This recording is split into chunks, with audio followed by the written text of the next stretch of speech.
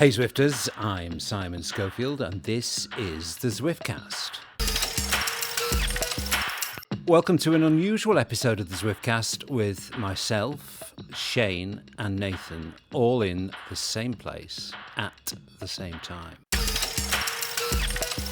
We're in Las Vegas for the inaugural CVR World Champs where Shane was competing, and that's a story which we will be exploring because it's quite a story. And Nathan was commentating with just a little bit of help from myself.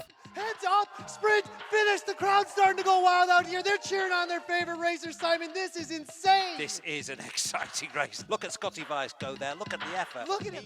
We are going to assess the results and the event. Plus, junior Zwifting. One dad and his lad talk about the benefits of Zwifting with the kids.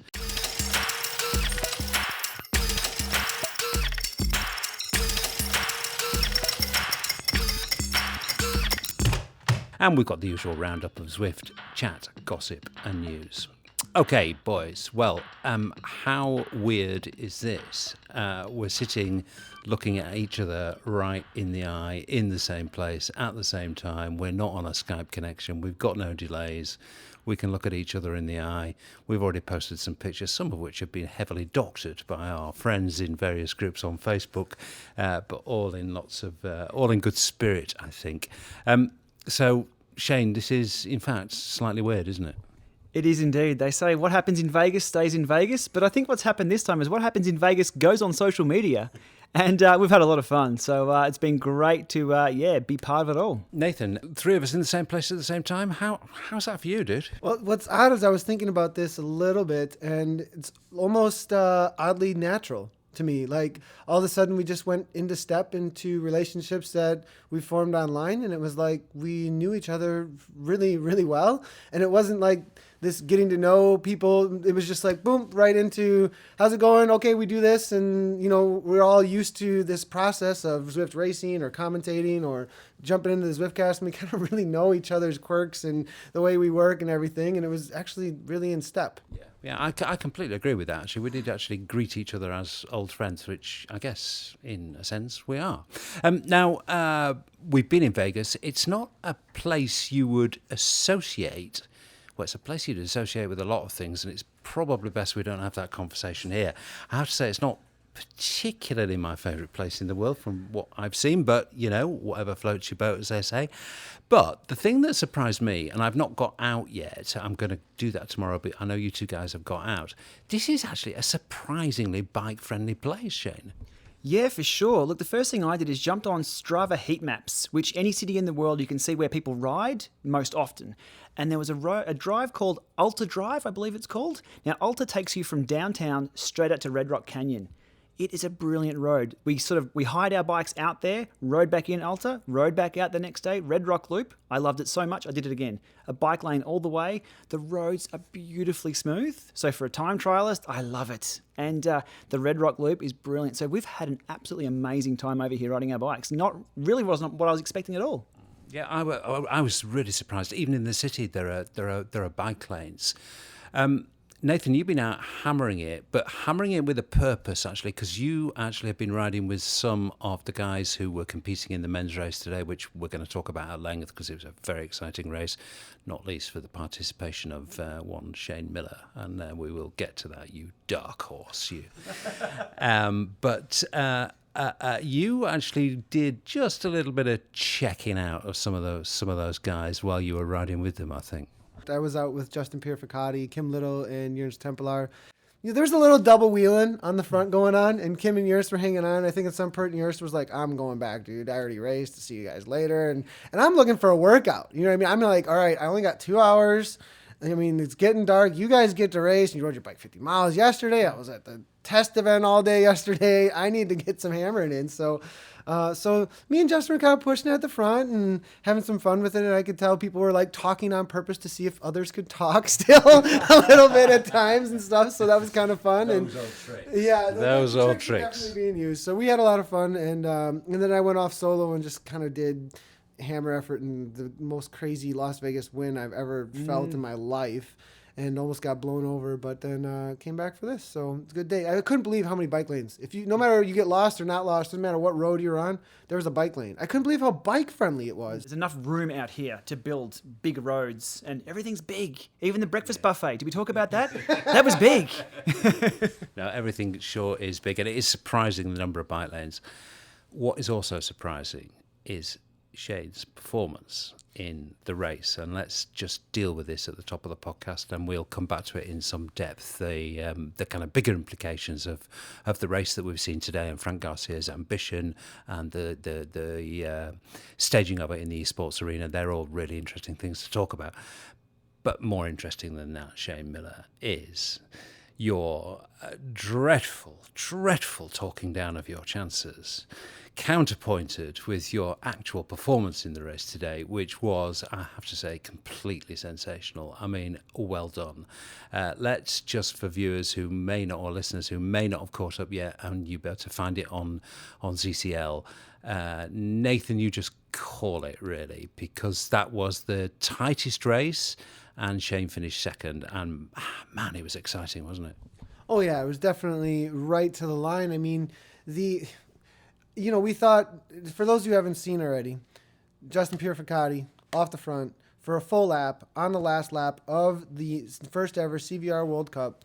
And, that's a 23-minute effort, 22-minute effort or so that he's going to have to hold off all by his own. He holds on to 20 seconds, essentially the entire lap.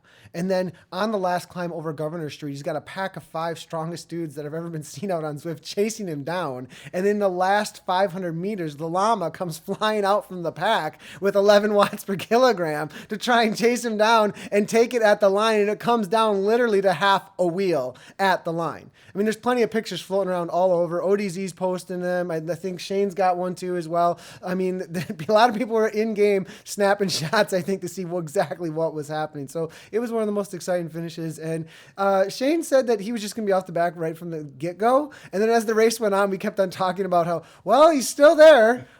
He's still there. And it looks like he's there at 500 meters to go, attacking everyone and dropping them. I have you on tape, Shane, talking down your chances. In fact, when I get back and to the UK and start editing this, I might just reprise your appalling tactics of trash talking yourself, actually. But actually, in all seriousness, congratulations. That was a fantastic performance. I mean, you mastered that race, man. I mean, I have to say, I expected to see you go on the first climb, but you stayed with that pack, and you looked actually as though you were well in control of that race. I mean, good performance. Well, first of all, thank you. And I think no one was more surprised than myself. I really was actually telling the truth with all that. I've been training, sure, but I've had a look at these guys' numbers. There's some serious numbers here. And when we're analysing the latest Flanders numbers and stuff from the Pro Tour, I mean, these guys aren't too far off. So my approach for this race was to stay away from the buffet. That didn't work. I weighed in this morning at 74. Well, sorry, that was rounded up. It was 73.5, but they rounded me up to 74, and that was early this morning. So this is all legit racing, and the height and weight. So I'm like, 74? Scotty's weighing in at 57? I'm thinking, so no, really? I'm like, I'm here. I'm going to have to race this as smart as possible, as smart as I can. And I'm sure if anyone's seen the replay, have a look at the hills. I start sort of mid-pack, and I'm just dangling. And over top of the hills, I had to employ every tactic I use outside and racing for probably the last 10 to 15 years. I had to employ that today. So it was raced more with my head than with my legs. And over top of every hill, I was dagged a little bit. I was hanging off the back. I was just sort of swinging in the wind. But I put in an extra 5 seconds or 10 seconds over the top of those hills. And every time they backed off, I was back on. I'm like, okay. And I think that one of the last hills, I even gave a fist pump because I was still with the last 5. And we were all, just the tactics, I mean, I could talk for hours about the mind games, and I was just going through my head, so I was racing that with my head, looking at the numbers. The actual overall average of that race was just below my FTP. So that the pace of the race suited me just perfectly. So like we're in Vegas, the cards could have fallen any way, and they fell in my favour. Not quite, I didn't get the win. But I was very, very surprised at the results. I can't remember the last 400. It was just on. But I went back and had a look at the numbers, and I think it was near on 500 to 600 watts for a minute. Wow. But the only thing that allowed me to do that was that I was just below FTP for most of the race. So watch the replay. There's some that's all tactical, You definitely did race very smart. I mean, I got slightly carried away by the excitement in the final moments, as did Nathan. And I'll probably just play in a bit of a clip of the final 10 seconds here because it was stunningly exciting. Meters, Pierre Bricati, 6.5, but somebody's going to have to kick it up into gear now and go. 4 seconds. Oh my goodness, will he pull it off for Team ODZ at this point? Shane Miller now. Shane Here Miller is comes still Shane there. Miller, no Miller way. is still there. Oh my goodness, Miller is going. He's been waiting, it seems like, in the llama. Unbelievable. Oh my goodness, said that he was not going to be part. Look at the effort there coming from Pierre Bricati though. 3 seconds off the front. Miller's trying to close it down. 3 seconds, 9 watts per kilogram. Oh my gosh, will the llama do He's it? getting him. Is it He's gonna catching be? him. Oh He's my catching gosh. him. We've got the top mode right now. Will the llama get to the line? Templar's going. Who's it going to be? It's so close. Shane Miller with 10 watts per kilogram. 1 second is the difference. Oh my goodness. He's inside. Is he gonna He's do going to it? go past 100 him. meters. Pierre Bricati. I think it was Pierre Bricati. Miller was right there. I don't know. We'll have to wait for the actual results. Followed by Templar for third. Kim Little for fourth. SW for fifth. Oh my gosh. What a race, boys and girls. That was so amazing. It came down to I mean, major congratulations, Shane. I thought you raced a really smart race. And apart from anything else, you provided superb entertainment. I mean, I defy anybody who's interested in bikes or bike racing not to watch that and find the excitement in it. It was absolutely terrific. Really, a particularly really strong finale for viewers. Really, really excellent. And we will return to the kind of bigger implications of what we've seen today and what we've all been involved in today and talk through that shortly. But let's move on and just talk a little bit about some developments in game. The Zwift E Fondo, I was quite surprised at how successful that was. So Zwift partnered with the Maratona de Dolomites, which is a real-life Gran Fondo, which I've done before, actually. Absolutely terrific race. Really, really superbly well organised. It's not a race, sorry, it's a sportive. Lots of people treat it as a race, but it is in fact a sportive, but very, very well organised event. And Zwift partnered with those people. Maratona was surprisingly prominent, actually, in the publicity for that. But the important thing was that 1,300 people took part. And we've seen the success of group rides as kind of small-scale mass participation events. But this was something else, I thought, Shane, actually, because it was a very challenging course. It was the Pretzel course, and I think most people completed it. A lot of people surprised themselves. I think it was a bit of a glimpse into the psychology of mass participation rides on difficult courses. Do you think so? Yeah, for sure. Look, that was a brilliant event. 8:30 at night, I clipped in. I had to stay away from the caffeine gels because I wouldn't be sleeping after that. We all hit it from the start. Everyone had, and I think we spoke about this in the last Zwiftcast, everyone had their own finish line to get to at whatever speed they got to. They had someone to ride with and a challenge to sort of come up with on the day. If it was for me, in the last few hundred meters, I had to get under 2 hours. So I was by myself, solo, suffering like I was today. But I wanted to get under 2 hours. That was my goal when I rolled across the line. Other people wanted to finish under 3, under 4. Somebody messaged me and said, it took me 5.5. And I'm like, well done. That's a long time on the bike and a great goal to have. So I think the Zwift demographic, this is bang on E Fondos. I really like it. And it really replicates what we're seeing out in the real world as well. There's a lot of people not really taking up bike racing, pinning a number on and I guess risking their reputation on a result. People are just pinning a number on and riding with someone who of their similar ability and just enjoying the day. And this was one of those in the virtual world. Worked really, really well. The thing I found very heartening about it, Nathan, was that there was a lot of feedback on social about people who'd never done the pretzel and probably would never have dreamt of doing the pretzel, but they managed to complete the pretzel, which is a tough ask, actually, on Watopia. That, it's a pretty serious ride, that. But they managed to complete it because in the way that Monica Schlange, who we featured on the last Zwiftcast, completed her personal challenge because she was in the company of other people. Lots of people completed the pretzel because they were doing it with a mate, or they were doing it with some friends, or they were just doing it with compagnon de route that they picked up along the way. Or they had to beat the person next to them. Yeah. I think that's what a lot of cyclists always need to do. Yeah. But I thought that was interesting, Nathan. Do you? I think the combination definitely of Cycling Made Social, what they've done, along with an event and the idea of it being timed, I think you put an event out there that a lot of people are going to do together, and it's in this social environment where you know all these people are showing up and are going to try and complete it together. You know that there's a community of people trying to complete it together. So that's a little bit different when a whole community of people is trying to accomplish something. It gives it a little bit more validation in your mind that I need to do this with these other people, that I've completed this too. You know what I mean? And so I think that gives people that extra oomph, that extra motivation to get out there and get it done. Big success for Zwift, definitely a big success for Zwift. To some extent, kind of confounded my expectations because it was a tough course. We're going to be very nice to Zwift on this podcast, actually, Shane, because another big success for Zwift, and something that I personally thought that they handled extremely well, was the film that they made with Mat Hayman, which looks as though it's going to be part of a series called Zwift Stories. Now, for those people who don't know, we're actually recording this with just a few hours to go before Paris-Roubaix, which is just, well, for me, it's one of the best races of the season. It's just a fantastic race.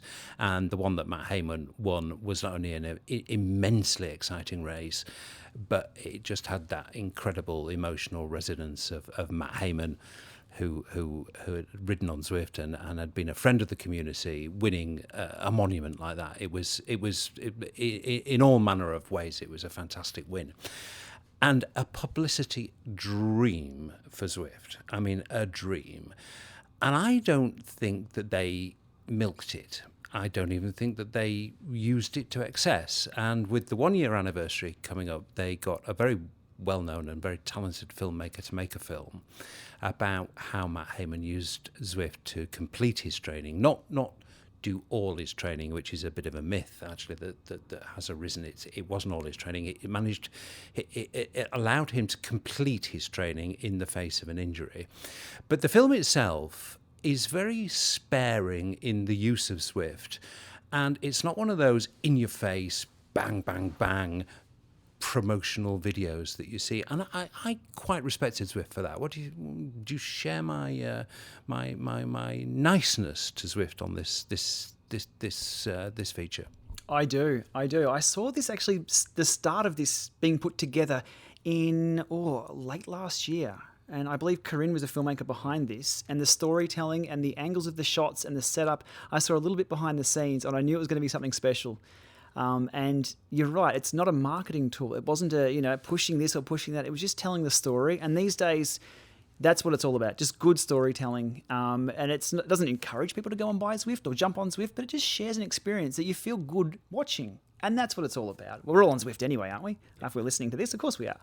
But it was just a brilliant little piece. And as you said, the race is on in a few hours. Can't wait to see the result. Look, anybody who wins Paris-Roubaix, what a legend. So let's see tonight what happens. Yeah. Mat Hayman has many friends on Zwift. But the film, Nathan, it was almost subliminal in its promotion of Zwift, which is quite brave, I think, for them to do that. Because do you know what? I think that film cost them a few quid, because there was lots of footage in there from ASO, which does not come cheap. And there's a substantial investment in that, but it was done in a restrained way. Yeah, I think, right up front, it's obviously a Zwift production, right? It shows it right up front, and so that's obvious. But then the story is Matt's. That's what they focused on. Mat won Paris-Roubaix, and that's really what it's about, and that's what should be featured in the story, right? And then Mat was able and free to talk about how much he liked Zwift, how much Zwift helped him to win Paris-Roubaix. And so it was subliminal in the idea that the main message is Mat won Paris-Roubaix. That was his efforts that did that, but Zwift assisted him in doing that after an injury. And we've heard that story over and over and over again. And I think that was exactly how it should be done, actually, is that Zwift's an amazing tool that people can use in a lot of different ways in order to get their training, their riding, and their enjoyment of cycling done. And Mat used it to win Paris-Roubaix. Mm-hmm. Good work, Zwift. Very good work. Yeah, we're very pleased with you for that approach. You've got a big thumbs up. You've got multiple ride-ons from the Zwiftcast. I'm sure that means an awful lot. To you, and the niceness continues, actually, because one of the few developments we've seen recently in the most recent update was this ride report, which Shane's making a bit of a face about, actually, and Nathan's giving a thumbs up to. So, Shane, come on, you get the other retaliation in first. Do you not like it? I mean, I thought the level of data that is now provided is getting towards resembling something that you want at the end of a ride. Yeah, my ride's over though. Like, I want the Zwift experience from kilometre 0 to kilometre wherever I finish. That's what it's about for me. So it's the in-game experience that I experience from start to finish. That only comes up at the finish. If I want to analyse my data, I jump over to Strava, or if I really want to jump into it, I can use other services such as Golden Cheetah or Training Peaks, Today's Plan, etc. So whilst it's nice and pretty, I personally haven't gotten any use out of it because I look at my data elsewhere anyway, and that's the groove that I'm in. So, and given it only pops up right at the end, no, it's a nice to have, and it's good to see development in this area. I want some more in-game improvements. I want that steering. I want those crosswinds. But you're a bit of a super user. I mean, to the more novice rider, the person who doesn't finish second in a tight finish in a World Championship Zwift race, Shane, you know, I think that kind of level of new data that they're providing at the end of the ride, Nathan, is quite useful. Yeah, my favorite. So I think the data that's being given is good. It's good data, especially like you said, for somebody who's using basic data when it comes to a ride report. When it just comes to like, here's the numbers, here's the peak power, here's the critical, all the critical powers, here's your timeline, all that stuff showed you where you rode. That's a cool map and everything. My favorite part about it was the social side of it. There is no section in game whatsoever right now for me to be able to see who I was riding with and friend them and be able to follow them and all that stuff. And so everybody who hang on, Nathan. Good point, Nathan. I'll chip in there. Yes, actually, good point. It's a really good point. The data analysis, I've looked at that and like, are they firing a shot off at Strava? Yeah. But no, Nathan's. Yep. Okay. Hats off. It's now easier to follow people, and that is so welcome. So so I'm definitely down with that. Really cool. That I can go through and see everybody who gave me a ride on. Mm-hmm. The one at the top seems to just give me 3 people though. That I rode with. Unless I scrolled incorrectly, I haven't checked it out quite enough. We went through it on a live stream a little bit, and I was like, oh, here's a new feature, and I had to go to sleep or something, and I was like, all right, I'm going. I've only ever seen 3 at the top as well. Yeah, I've only ever seen 3, so I just feel like maybe. A few more than that at the end of the ride report. Also, I think the ability maybe to see it live and follow things live would be a little bit more interactive. That'd be, I would like that a little bit more, but I think it's headed in the right direction. My daughter Karis, actually, the other day, before I went over to Zwift, to HQ, I was like, oh, I'm going to Zwift headquarters. She's like, you need to tell them that when I'm riding with my friends, I need to be able to friend them so that I can ride with them again, because I don't know how to find my friends on Zwift. So, and this is my 7-year-old, or I mean my 9-year-old. Sorry, my 9-year-old. My 7-year-old Kyle was saying the same thing right next to her, but my 9-year-old's like, you tell Zwift I can't find my friends.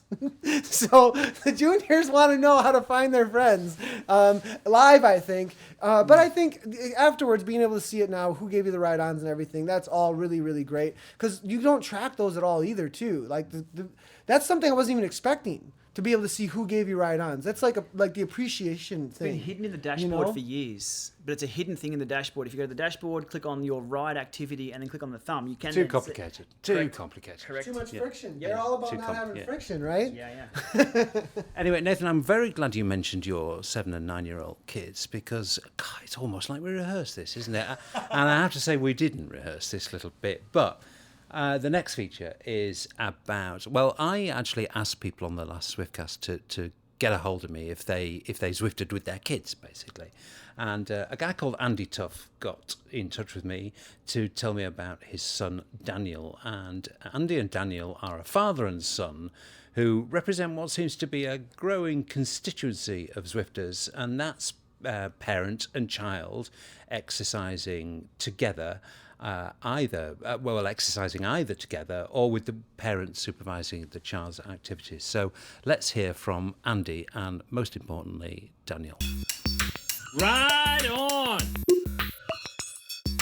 Andy, you first. How long have you been on Zwift? So I started on Zwift on August the 22nd. Thank you, Daniel. I had plantar fasciitis last summer and had to take some time off running. And Zwift seemed like a perfect way of getting more use out of my turbos, which have been languishing in the basement for quite a while. And how do you use Zwift? I'm quite involved in Team WBR with the group rides before work. 5:30 Igniter ride is a really good workout, and I can get that done and then get the boys up and to school before going to work myself. What would you say your attitude to Zwift is? I mean, are you an addict? Do you still cycle outside plenty? It's something of an addiction, but hopefully in a good way. In the reality, with two small children and living in suburban London, it's very difficult for me to get outside to train on the bike. Before kids, I would happily get out for 4 or 5 hours on the weekend, but it's just not possible now. But at the moment, FTP is rising. I'm doing well, sort of category B, sort of moving up to the top half of category B. Let's get on to how you came to be dual Zwifting. Oh, maybe you don't dual Zwifting, maybe it's alternate Zwifting with Daniel. But how did that come about? He had been increasingly coming downstairs to the basement to watch me on the bike. He is a big fan of cycling, and he's also very good at maths, and he really enjoys the numbers side of things. So he was quite interested in seeing what watts I could hit, how my watts per kilo were working out, and whether I could be pushed a bit harder with a bit of encouragement on the side. What do you think attracted Daniel's attention? I mean, obviously there's the cycling thing and the numbers thing. Did the graphics grab his attention? Just the whole sort of combination of those factors. And I think the video game elements of, the extra points for miles done in new jerseys and new wheels, all that kind of stuff really appeals at his age. But I think really it's just that concept of seeing people cycling and racing and having it so accessible in the house, where for us, it's in a big city, it's very difficult to get out to those kind of events on a regular basis. But he can see it, admittedly it's in the virtual world, but he can see it. Yeah, well, I know Daniel's gagging to get in, so let's get Daniel on. Daniel, what do you like about Zwift? It's really good exercise, and we can go really fast. Yeah, well, they are very appealing elements to cycling. That much is for sure. So, how did you get to know about Zwift? By watching Daddy in the basement. And does he look like he's working hard when he's on Zwift? Yeah, I remember that you beat him in a sprint finish once by a nanosecond. Did I? Well, actually, I think Andy does, or your daddy does, the similar types of events to me. And I actually think we're quite close rivals. Which is your favourite course? Richmond, because I don't do Richmond as much. I mostly do Utopia. But when I finish the Tron bike and I've got to Italy and California, I'm going to either be riding on London Classic or Richmond Flats. Well, I tell you what, if you're a fan of Richmond, I think that makes you a very experienced Zwifter, because it's only the best Zwifters that like Richmond. Now, which is your favourite bit of Utopia? The mountain. Is it? And have you got all the way to the top? Yeah. And what's your best time?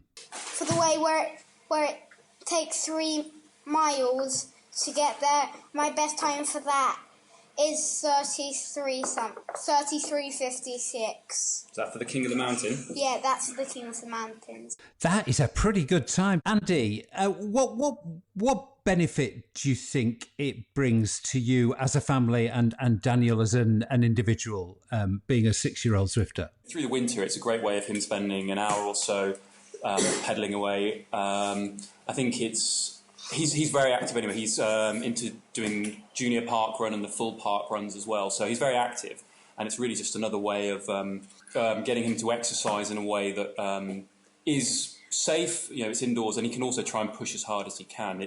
He's quite competitive even at an early age. But I think it's also good for him to realise that there are always quicker people out there, and it's not always about winning something. It's about taking part in it, but also improving against your own times and charting that progression. Yeah. I mean, it can be very difficult to get kids to exercise, and often, certainly with my kids, I don't know if it's the same with yours. if Dad says do it, then quite often the opposite might be the outcome rather than the desire. Do you think, because he kind of saw you doing it, that was why he wanted to do it without being kind of pushed into it, sort of thing? Yeah, absolutely. I mean, the impetus for that really came from Daniel. It wasn't a case of me pushing him at all. So I think with that kind of engagement from him, it was really obvious that he was going to enjoy doing it. Brilliant. Well, I'm sure a lot of parents would be interested in the setup. We should perhaps follow up on the Zwiftcast listeners page. Do you have any concerns? Because, in the end, Zwift is the internet, and sometimes the internet's not the safest place for kids. And I'm not saying Zwift is an unsafe place by any means, but it is the internet. Yeah, absolutely. And it's something that we are well aware of. And both my wife and I are mindful of the sort of the potential risks. But my sense is that it's of lower risk than potentially other scenarios. The nature of the interaction on Zwift in terms of giving ride-ons is pretty limited, and the sort of the chat functionality is again sort of limited to text. And whilst Daniel's riding, he's concentrating on riding, not worrying about texting. And my personal experience is that the community is very welcoming and very inclusive. And we've never had any issues. Well, it's great to hear stories like this. Absolutely fantastic. And it is a really good tool, actually, for getting younger kids into exercise, I think. So, Daniel, here's your chance to give everybody who listens to the Zwiftcast a ride on. So let's hear your best ride on. Ride on. Andy, it's been a delight to talk to you and to Daniel, and a really nice story. Thank you very much for coming on and telling us about it. Ride on.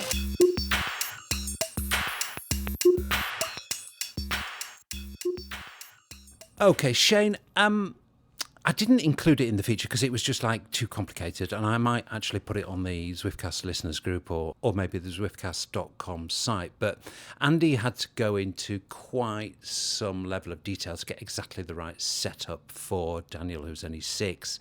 He had to buy him a special trainer, and there was a lot of messing about to do with wheel size and yada, yada, yada. And it's my impression, it's only anecdotal stuff, but it's my impression that parent and child Zwifting is a thing. So the question I've got for you really is, do you think that there could be a trick that the hardware, the trainer manufacturers could slide in here, and it might actually get us back to, I know, your least favourite subject of smart bikes, but is there something, is there a bike now, a family bike that everybody could use that could be adapted for 32-year-old dad and 6-year-old son or daughter? Very good question. And I see this more and more often, actually. So going back to why a father and son would ride, a lot of the time to ride a bike and train outdoors, you're away from your family, you're away from home. So I can really see the attraction of this. And even with Nathan, you see the kids walk in every now and then because dad's home and he's rather than out in the trails. So it's a really good thing to see. Market size, I guess, would have to be looked into. But you're going to have problems with, it's just the physical size. So different crank lengths, as well as Q factor, I guess. You're getting a bit technical with Q factor and things, but crank length, seat height, and reach. And like the bike manufacturers, there's no bike that suits everyone in the real world, well, out on the road, I guess, in a traditional bike sense. So I think that'll be a bit difficult. But there's no reason why trainer manufacturers can't sort of accommodate either a smaller wheel in the design of new bikes or that as a setting. We see with the power meters now, we can set the crank lengths and things like that within the pedals or the cranks and things. So yeah, smart trainers, I think they should, could quite easily do this to accommodate for kids. But they'd also need to bring the prices down as well. Maybe have a 2-for-1 sale as well. So dad or mum and the daughter and the son can get 2 trainers, ride side by side. We saw today what it's like riding next to somebody, even indoors. It's a massive boost. Veronica and I always ride indoors together. If we're both indoors, need to get a workout done, it's brilliant. We can really choose our own finishes or own goals and ride together. So I'm all for it, but it's about the market share. And I guess the trainer manufacturers know the numbers. Yeah. Well, that's the thing, isn't it? I guess we don't know how many parents and kids ride together. I know you've been pushing junior Zwifting on ZCL and doing some stuff with your own kids, Nathan. How big do you think this market could be? Are there lots of parents who want to exercise with the kids? There's some great reasons for it. It's very hard to get kids to exercise. the childhood obesity problem is not going away. And as Daniel said about Andy, when I asked Daniel why he'd got on Zwift, it was because Dad does it, and he'd come down in the basement and watch Dad, and he wants to do what Dad does. So could this be a bigger market than we think it is? I think there's a couple of things at play here as far as motivations go. I think there's some highly motivated parents to get their kids to work out, right? And so I think that that's there. I think that there's a video game that the kids go, whoa, graphics, I want to make my avatar move. That's what Daniel did. Yeah. I mean, and it was like, so the second that they see it, they want to start doing it. And then they all start opening accomplishments and things. I see my kids light up, I think that there just isn't an awareness of kids. The games that they're seeing right now are mainly like, what's the latest the Switch that came out for Nintendo lately, or whatever it is that the latest game is that's being marketed to them. So they just don't even know that this is out there in any way, because what they're attracted to is the gaming side of it. They're not quite as attracted to the exercise side of it, except for that I know my dad or my mom or whoever it is works out though too, and they like to ride in this game. And then they make that connection then at that point. Then the motivation kicks in, right? And so I see my kids extremely motivated. They also my kids race mountain bikes, and we've had them racing mountain bikes before Zwift, and so there's extra motivation there. But I think that I have seen over and over again kids saying, I want to do that. Wow, that looks cool. And it motivates them to pedal the bike then too, because of the gaming side of it. So it's actually coming at it from a different way that our market's actually been used to it. I want to ride my bike and I need something to entertain me while I do it, so I go inside and ride Zwift. Where it's almost the other way around with the kids. There's a cool game and I ride my bike in it. You see what I'm saying? So it's like kind of you're absolutely right. And I mean, Daniel brought this out. There's no word of mouth. So I asked Daniel, I can't remember whether I put it in the piece or not, but I asked Daniel if his friends knew about Zwift, or if he was, the only one. And the answer back from Daniel was, my friends had never heard of it. So I said to Daniel, well, how do you explain it to your friends? And he said, basically, I don't, because I can't, and actually, I mean, even we sometimes have difficulty in explaining what Zwift is to people. So for a 6-year-old to do it to his friends could be pretty tough. So I guess, again, I mean, is this a long-term play for Zwift? We know that they're probably going to be broadening out to the fitness market. Should they be placing adverts where 6-year-olds see them, Shane? Good question. Probably not. I think we need to gamify it a little bit more. Being here in Vegas with the guys here, we've been discussing a few things, and especially the Nathan from the gaming side of things, about glowing avatars for power and things like that. That's what the kids like to see. It's the eye candy that sucks them in. So there needs to be sort of just more of that, and let it, like the adults. I mean, Zwift Beta was never advertised anywhere. We did that for them because we fell in love with it. So they need to do that for the kids. So gamify it, give them the eye candy, get them into being active, and see where it goes from there. Is junior Zwifting on ZCL going well, Nathan? Has it got a significant amount of interest? So some of our most popular broadcasts were with the kids actually. Karis it was the other huge. week. Karis the other week, she in. did Karis ramps workout. So it's a workout she developed with me in conjunction with me, and it was essentially this ramp workout where it slowly goes into like tempo, and then it went into her threshold, and she held threshold for 3 minutes at the end of a tempo, and then Llama jumped in, and Casey Shum actually jumped in, and all these people were riding with her, and she was getting all encouraged, and she got new FTP. It was just awesome. And how old was Karis? Karis is 9. Yeah. And she's out there hammering away, and everybody's blown away because, at 150 watts, she's doing 4 watts per kilogram. You know what I mean? It's like she's tiny, and so it was a lot of fun. And we had a lot of other parents and kids come in from Zwift Juniors, which is a Facebook group that does organize rides on Zwift right now. And so we got a little motivation here to create a feature weekly, or we're trying to figure out how often we can do this with the kids, to try and create a group ride to encourage participation in a live environment, because the kids love to see themselves on the screen. They're like, I'm live on that, what? Cool, so cool, show my friends, you know what I mean? And so we got that also with the adults a little bit, obviously, but it's a little bit more heightened, I think, with the kiddos. And they're all familiar with Twitch and everything. They get that whole world a lot more. And so, I think that there's a lot of opportunity there, and I'd really like to help grow that. I mean, that's what Vision Cycling was about from the get-go, was growing a new generation for cycling. That's our tagline, and we're just all about the new generation coming up for cycling and how to just grow that and grow that. And I think having ZCL and junior rides is just another step. At the same time, we need leadership around it, and we're going to try and create that a little bit within house, but at the same time, we're going to need other people to come around that too and create some leadership and learn how to live stream and some other things in order to really create good programming around it that can support. Because if you get too far ahead of yourself and you can't actually support it, it just kind of it overruns you. You know what I mean? So we got to find. I can be a part of that leadership, but we're gonna have to find other figureheads too that are really interested in growing junior cycling with Zwift. It reminds me, actually, there's a friend of mine, and he's a absolutely dedicated outside rider. I mean, he will ride in rain, hail, or snow. But actually, he also Zwifts. And he was one of the surprising converts for me. But he's got a child, and this friend of mine posted a picture of him Zwifting. I think he'd just done well in a race or something, and he put it on one of the small groups that is associated with my local club. And his son, I think, who was 12 or 13 at the time, responded and said, I've told you to get outside and stop playing computer games, Dad. Which I thought was really funny. Okay, so I think it's time that we should address the reason we're all here, which is the World Championships in Las Vegas. Okay, so this weekend has seen something of a landmark in the history of virtual cycling and racing, and it's been this huge event in Las Vegas which has brought all three of us here together.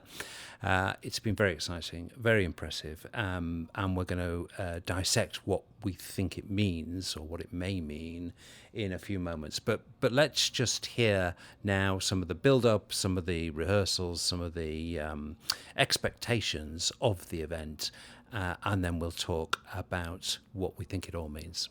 So, Shane, here we are in the Millennial ESports Stadium, which is a new one on me, dude. So, for the listeners, explain what it is that we're looking at here, what we're seeing, and what kind of place this is. It's an eye-opener. That's the first thing I can think of. First time I've been to an esports arena, that's for sure. Lots of equipment, lots and lots of equipment. I mean, for what we usually play with, this is some big boy toys. It really is. Cameras, lights, monitors. No, it's quite a setup. This we were just talking to the guys who set the business up or helped set the business up, and this is a converted cinema. I think it used to be cinema. So we've got steep rake seating here. I think it seats about 800 people. Basically, people come here to sit and watch other people play video games. It's going to be an interesting one. I guess playing a normal video game, you're not sweating too much. There's probably a lot of yelling and screaming in that as well, but it's going to be a very unique event here, I think, especially for the esports crossing over to real sports as well. Well, real activity, I guess, where we're sweating and really putting our bodies on the line. So like 20 seconds to casters? And welcome back everybody to the CVR World Cup. That was an amazing race. So I'm here with Frank Garcia, what should we call you, Frank? The architect of this event. The guy who had an idea. This is some setup, Frank. I mean, when you get here, obviously I've read about it, I've talked to you about it before, but when you get here, get inside the venue, see the tech, see the screens, see the bikes, see the trainers, with people coming from all over the world, 2 races, a men's race and a women's race. This is the real deal, isn't it? This is. We are shooting for world class, and I think we're hitting the mark. What would success look like to you after the events tomorrow? Success will be that we did an event at scale. It streamed well, it looked good, the athletes had a great time, and obviously people watching the stream thought it was engaging. That'll be the success. There's a lot of tech here, Frank. I mean, this is covering Zwift racing like it's never been covered before. There is an amazing amount of tech. One of the things that's really surprising is how much tech is involved in esports, Zwift. We all know, hooking up the trainers, but you start hooking up 10 of them and signal strengths, and I won't go into all the gory details, but there is a lot of tech. Zwifters are less so these days, but I mean, certainly us early Zwifters were used to solving a few tech problems. Have you had any gnarly ones to solve here? We've had a number of gnarly ones to solve. So you put 10 trainers, 10 cadence sensors, 10 heart rate monitors, TVs, Wi-Fi, phones, people bringing in, Garmin head units, and suddenly things don't look quite as pleasant as you want them to look. So a lot of time spent ironing out those issues. We have apps that monitor all the healths of all the stations, the arena as a whole. There's a lot of computing power going on. This is the inaugural. I'm guessing your ambition is that this time next year or in a year's time, there may have been, I don't know, regional or national championships, and we'll see the World Cup here with riders who've kind of really earned their place through competing in similar types of competition. Is that the aim? It is. As we start sort of the training season in the sort of the Northern Hemisphere, you'll see qualifiers starting for the World Cup. You'll do some friendlies first, make sure everything's working great. Then we'll have qualifiers in all various countries, and then if you win the qualifier, you get to come to Vegas and ride in the World Cup finals. So by a quite extraordinary coincidence and some weird quirk of fate, during rehearsals, when I was making it up as I went along, I managed to successfully and accurately predict Shane Miller's finishing position.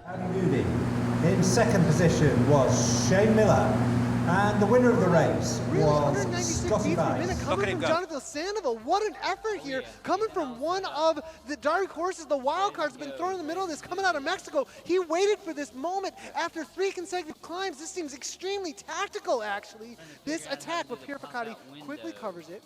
We do see a couple of riders now coming off the back, though. Danish Mihai, the next one. The riders have dried themselves down and disappeared from the arena. It's about 15 or 20 minutes after the end of the race. We've had the post-mortem on the coverage, which was not a painful experience because the general feeling here was that went very, very well indeed. And at the heart of a successful event like that has to be a great race. And the men's race, Frank Garcia, the organiser of these first CVR World Champs, was an absolutely class event, was it not? It was fabulous. I mean, just riveting, high energy, catch, guy off the front, being caught at the end, classic. Anybody who enjoys cycling and racing has got to enjoy that event. It was amazing. We were absolutely thrilled. Yeah, I think it would be churlish, and I think you'd have to go a long way to find anybody to disagree with that. If you like bike racing, you must have liked that event. I mean, because that was it was bike racing at its best. It was virtual bike racing, but real effort in a real world environment. What have you learned from this? Because it's always been your ambition to take this forward in a bigger way. I think this can be absolutely huge, more so now than I thought before. You see this kind of race, you see these guys here in real life, and the racing is just amazing. And you get, that blend, and then these guys are going to go back, and people are going to be able to ride with them, and, they're going to race against Justin, and they're going to ride with Shane. And I think that's just an amazing sort of piece together. I think that's what makes the virtual world so great. And all these guys can ride, together from all those different countries. And I just think it's going to be really take off from that perspective. It takes some time to build, obviously, but it's just going to keep growing over time. Okay, Shane, I'm going to come to you first because, well, you were the star of the show, dude, actually. You were the star of the show. I mean, you didn't win the race, you were second, but you did so much, as did actually all the racers, to make it such an entertaining event. And I know we were part of it, and sometimes it can be difficult to get the right kind of perspective when you're a part of an event, but I tried to stand back from it, and standing back from it, there was no way that was not entertaining if you like riding bikes or racing bikes. It was a really, really entertaining event. How was it as a rider? You don't actually race that much. You're quite sparing in your racing activities, I think. What was the difference for you from racing alone in your garage to being up on stage with another 9 sweaty, hard-working blokes?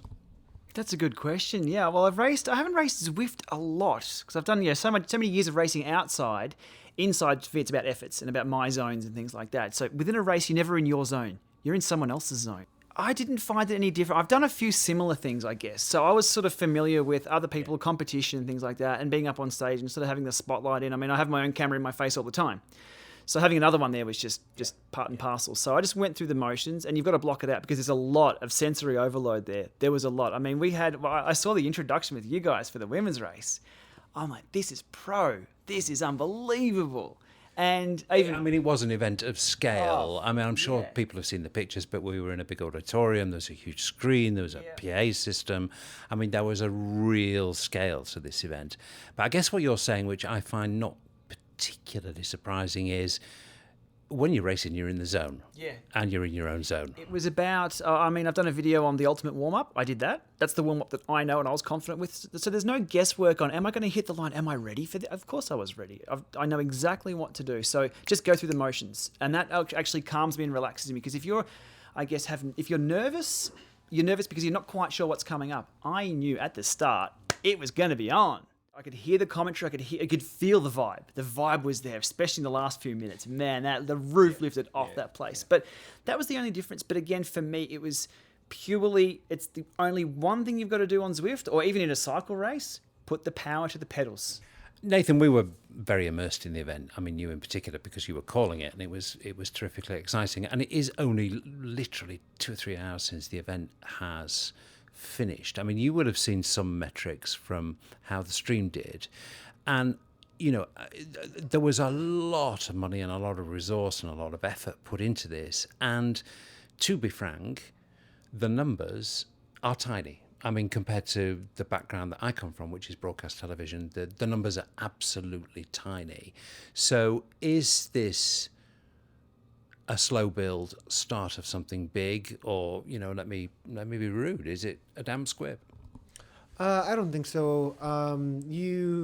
So I don't think so as far as it being a waste whatsoever. The slow build idea, though, is just a reality of a new game that doesn't have any foothold in esports whatsoever right now. This is the second event ever, and we grew from, so most of our events on Twitch gain somewhere around 20 to 50 viewers when they're just virtual events. The first live event that we did went into the 200 range, and now we just increased that by 150% or something on the second event. On a percentage scale, we're not failing whatsoever. If we keep on growing the same percentages event after event, we start getting within the right networks and everything, it's right on track, actually, with being a huge success in what I've seen.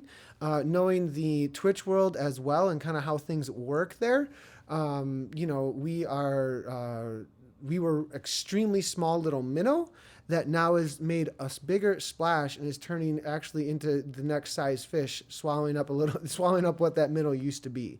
And so the conversations afterwards with a lot of the entities that are connected in that world too, as far as esports go, is like, whoa, this is something.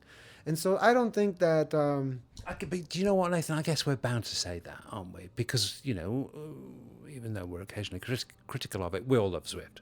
I mean, we're all dedicated Zwifters. All three of us in different roles have been involved in the event. So somebody on the outside listening into this, I'm just going to say, well, you would say that, wouldn't you? Yeah, I mean, it's a huge gamble by Frank. I mean, Frank Garcia, who's the guy who's staged this event and, to speak plainly, has sunk an awful lot of money into it. It's a big gamble, isn't it? Oh, yeah, I think it definitely is a gamble. I think he sees something, though, that can be a reality, though. I think he's got a dream. Obviously, he's got a vision. And I think that he sees a lot of different market desires that could come together in one place, but you have to create that thing in that place, kind of a thing. And so also knowing, here's the thing, I got to keep coming back to this. The numbers are small. Here's the thing. When you look at games that are huge right now, 10 years ago, Dota, the first inception of Dota, actually, before Dota 2 even came out, their live streams 5 years ago were small. Even now, some of their live streams that are just straight virtual events and they're not LAN events and not major event, they're getting 500, 1,000 viewers or whatever that is. But when you go to the big event, then from that it moves into 50,000, 100,000 viewers live right there on the spot. And I think that that is somewhere that this can go, and the esports world will only gain from bringing in all the people who can relate to cycling, all the people who can relate to a real life sport in esport, right? And so you've got all these viewers who will be entertained by the gaming side of things out there that just don't have any clue that this is out there whatsoever, right? And so as this rises up slowly through each event, you get the game up there a little bit higher in the network, and then it gets a little more attention from the gaming world, and then you've got more people understanding what Zwift is. It's really early days, you guys. Of course, we've only got 500 viewers max on the because it's extremely early days in Zwift still, and so I think that there's a lot more growth to come. As Zwift grows, this will grow. As we continue to push these events, I think that the esports world is just going to go, what is this? This is real life effort that we are seeing from, because actually it's almost like they want it. They keep on showing the gamer doing what they're doing, and they're sitting there, and that's cool. They're amazing at what they do for their esport. But they're not sweating. They're not sweating. No, but they're not sweating. They're not moving, and so they show somebody and they show their mouse movement, which takes a ton of effort. These guys train 8 hours a day, every day, at their team camps, just like the guys do at team camps in Tucson and all this guys stuff on their bikes, and they get really good at their video game. They earn beyond 6 figures. I mean, they're real deal pro athletes, right? As far as their sport goes, right? But now we have going to the cam of the esport athlete, and they're putting in a monstrous effort you can physically see going on that everyone in the world who exercises can understand and relate to, and the esport guy who watches games relates to it too. So you've got... Good point. Okay. No, but that seriously is a good point. I got off topic a little bit there about the viewership, but I just see something coming. That's all.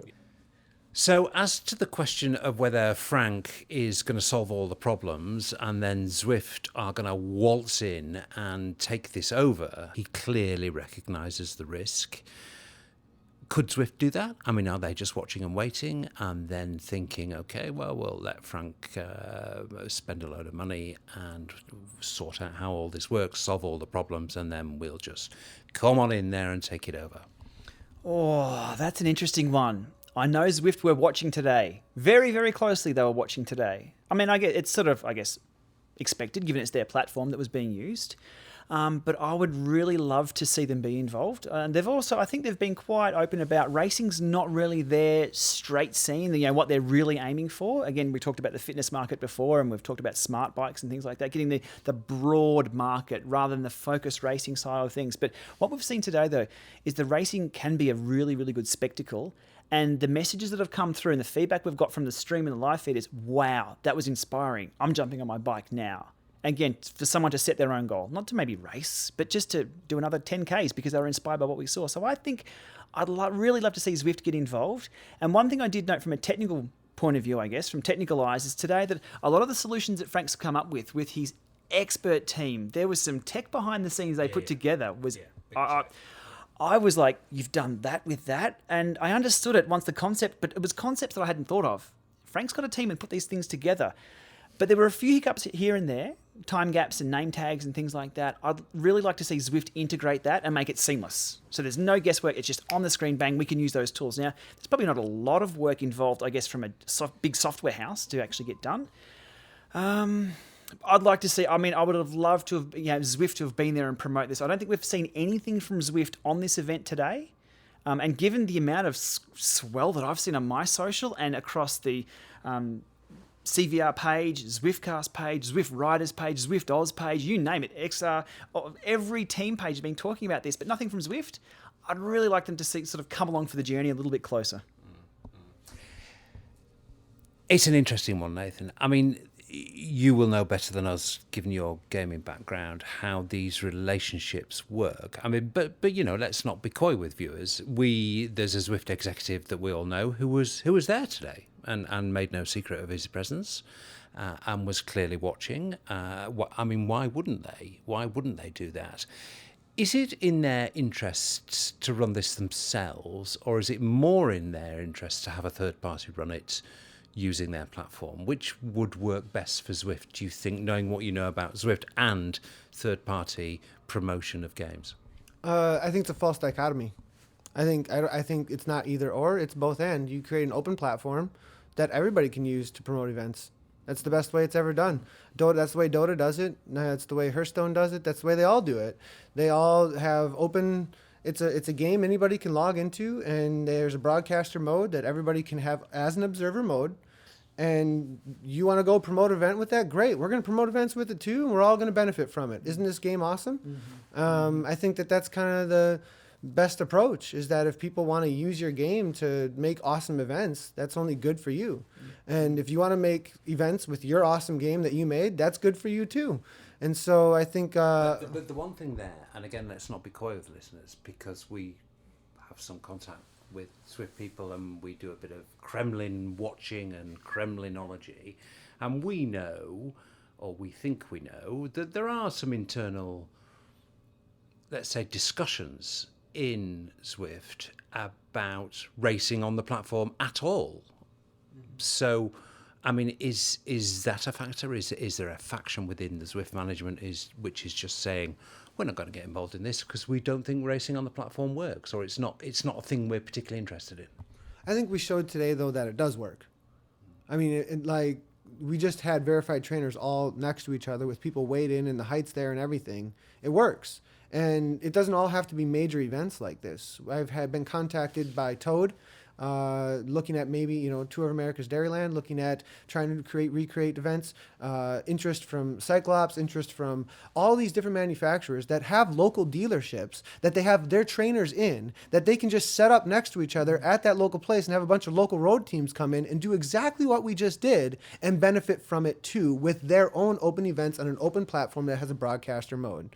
Anybody, this isn't, I mean, what we did today was a major production, has huge scope, and is an awesome esports event. But people can do this locally with the local brew pub that brings in a couple of kegs, has a party, and does their KOM challenge like Shane's already been doing, actually, with verified trainers all next to each other. This is already being done at local levels too, and is only beneficial. Right? And so it's being done. It's verifiable. You just got to get people in a house together, and you can see. And the cool thing, like Shane said about it, is that you can follow everybody in the arena just like you can with track cycling. And so if we look at it as a new way of cycling, and not just and not just as this virtual out there world thing, but it actually is a way of cycling that people can do in a closed environment where you can watch the effort of everybody. That's very controllable, very camera friendly, where you don't have to set cameras up in all these wacky places all over with motorbikes following them all over the place. Now, I mean, that's a really huge production to try and follow, but you can create something with high-end athletes or whatever end athletes. It doesn't matter. In a controlled environment like that, you've got great spectator sport. Shane,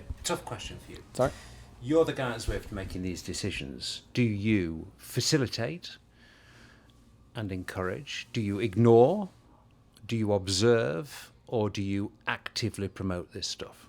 Which would you do? Or maybe not which would you do. Which do you think it would be best for Zwift to do? As Nathan said, the open platform, that people can come along and use the platform to promote themselves. Because along the way, people will look at that and go, well, what is that platform they're on? Oh, it's Zwift. And it just becomes the clinics of tissues, the Xerox of photocopiers. It's the indoor of cycling. It's the Zwift. It's getting there slowly, organically. But this would just grow it through the roof. And as Nathan said, if people can just put in trainers and run events in God mode, broadcast mode, and Zwift wouldn't have to pay for this. People would be broadcasting their game, the platform, out to promote themselves, and it's just in conjunction with. So it's a no-brainer. And maybe it's just too big for them to think about managing at the moment. I mean, you would have to kind of manage these things on a micro level, or do you just let it happen? Yeah, that's the thing. Which is what they're doing at the moment. They're certainly not stopping it. Here's the thing. There's OW, there's Overwatch leagues, there's Dota leagues, there's all these leagues within these games that just open up on their own. If you build it into the platform with a broadcaster mode that people can set up their own event, it's all in. So I can set up a Dota game with a 5v5 off the cuff. This guy, and they all sign into the game. Boom, boom, boom, boom, boom, boom, boom, boom from each team. And then I can set it up. Here's the rules of the game. Boom, boom. I push the start button and they fight, and I can broadcast it from a God mode, or what we call broadcaster mode, God mode. And I can watch it and I can cast, and I have direct access with all these tools to then just shoot it right out to the whole world. Okay, chaps, I think it's time to wrap this Zwiftcast up. Now, I've kind of ripped up the running order a bit here because, as we've said a couple of times, it's not very often we're in the same place at the same time. So I've actually, on the fly, I've dropped a couple of features that we were going to run, and we're probably going to run the chatty stuff that we've been indulging in for a bit longer than we normally would do. And it's very race-focused, but actually it's also very Zwift-focused because it does suggest a potential direction for the program and the game to expand and be seen by a completely different constituency of people. So let's just finish off trying to reflect on what we've seen today, which is only happened a couple of hours ago. But one last question. Nathan, do you think what we've seen today will change anything? Will it change? Yes and no. I mean, we're going to keep on broadcasting races on Zwift Community Live the same way that we have. But there's we doubled or even tripled our viewership in one stream, right, around major broadcasts. And I think there's a lot of new people who are going to be like, whoa, what was that? And so that'll change things a little bit where there'll be more chat around Twitch chat. It'll definitely change things about who we're talking to about racing. At the same time, it's not going to change anything. We're just going to keep on moving forward and broadcasting racing, broadcasting group rides, broadcasting workouts, broadcasting junior rides that we're talking about. I mean, we're all about the Zwift community, right? And really celebrating and focusing and showcasing the Zwift community and everything that it does. There's a lot of cool stuff besides just racing that happens in the Zwift community that we want to showcase, and we've been doing an awesome. We have not just me. I mean, when I say we're talking about people in the community who are rising up to showcase what they're all about. Zuskana with her Gateway ride is one of our most popular features actually right now, with their sub 1.5 Gateway ride for women to get involved in the sport of cycling and be introduced to the world of Zwift and communication live in this virtual environment and hang out and ride and all that stuff. So that's a bunny trail obviously down, but saying that, yes, it changes a lot, though at the same time that there's another little section here that's been called niche a whole lot that all of a sudden is getting a whole lot of attention, and so maybe there's going to be other players who come in and go, we want to grow this side of Zwift too, and there's been contacts already today before the day was over. There was like, hey, this is really cool. What are we going to do about this, Shane, same question to you. Does it change anything apart from your Palmares? I've got some more trophies in the cabinet. I'm happy with that if they get through customs. They're only glass, so they should be okay. No, I'm happy with that. Look, I think what will happen here is, I'm hoping, is the eyes on today's event, both today live and with the replays and all the chatter around it. Who knows what doors it can open? What investors may see this, or what other champion cyclists may come in. And, the community is growing, so hopefully it helps evolve and grow the community. And you never know, because somebody with really, really deep pockets might come in and say, "Hey Frank, love what you're doing, mate. Let's partner." Or Nathan, love what you're doing. Let's do it. Have some brand new ideas, and that's what's been great to meet everyone in person, talk about their ideas and their dreams and where they see things going. And back on the community as well. Look, I'm all for the community. It's such a great thing to be a part of, and I'm sitting here in my bath salts t-shirt. To support the community as well, because a legend of who's been part of my training for today's results is Mr. Bath Salts himself, and Get to the Chopper, who I think is somehow related to Bath Salts. There we go. He's his older brother. So it's part of the community. So I have to send a shout out to those boys as well. So thank you for pushing me through my intervals to get me here. But again, that just goes to show people that I've never met have been a part of the result, and I think everyone in the community can also have a bit of a buy-in for this as well, in either just watching, commenting, supporting, and just sharing their experience of either watching, participating. And who knows where this is going to go? It's quite exciting times still. 2 years down the track since I jumped on board for Zwift, who knows where in 2 years it's going to be? This does feel like a moment that we might reflect on in 2 or 3 years, and we see how it shakes down. It has been very, very enjoyable actually being able to eyeball each other and be in the same place. It would be great to be able to make that happen more frequently. There are obvious barriers to doing so. I think we're trying to do that at the Eurobike exhibition in autumn. That would be great if that could happen. Really good to see you guys in the flesh. I really enjoyed today. I think it's quite difficult to get the proper perspective on it when you've been inside it, either as a competitor or as a commentator, which all three of us have been. So it will be really interesting to hear some of the views from people who may see the stream. They might have seen it live, or they might see the recording, the video on demand, and maybe they'll come on the Zwiftcast listeners page, and we can stand back and assess this and see how it looks in a few days' time. Thanks, guys. Truly great to see you. Really great to be in your company. Thanks very much indeed for spending some time when we're all actually quite tired and ready for something to eat and drink. Thanks, guys. Yeah, that was great. Thanks a lot, Simon. Thanks, team. Let's hit the buffet. Well, there was one big thing that we haven't covered so far on the podcast, and that was the women's race. We're not going to ignore it. I spent some time talking to Lindsay Guerra and Von, Lindsay being Nathan's partner and Von being Shane's partner, who were both participants in a very, very good women's race.